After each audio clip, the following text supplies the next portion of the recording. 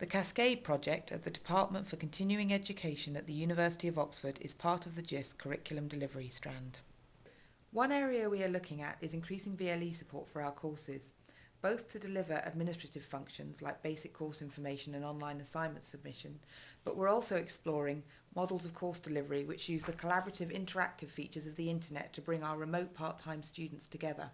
Philip Healy, Director of Public Programmes, sees this as an enormous benefit.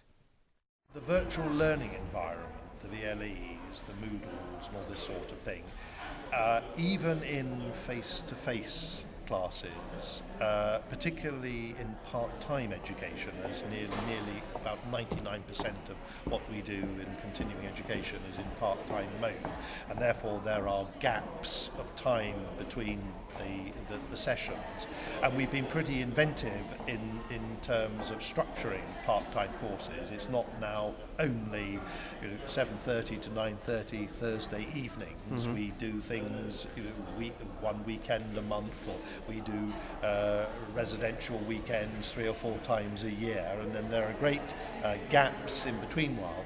So the scope for using technology to link up those sessions and to keep people together as a cohort and as a learning cohort, I think is great, and those colleagues who have introduced VLEs into their teaching I think are more than happy with them. Jocelyn Hughes is one such tutor who has incorporated VLE support into her environmental science courses. And so what I do is to upload a certain number of articles which I expect them to read, and in fact they do have to read the material before they can contribute to the discussion. And then I set up a series of discussions, one per student, so I put a name of a student next to each discussion forum, and they take the lead on that discussion. Okay. So it means that they have to participate, and it's quite difficult to hide, unlike a face-to-face tutorial where a shy student can be in the background and not contribute, whereas with an online tutorial you can't get away with it, you do have to contribute.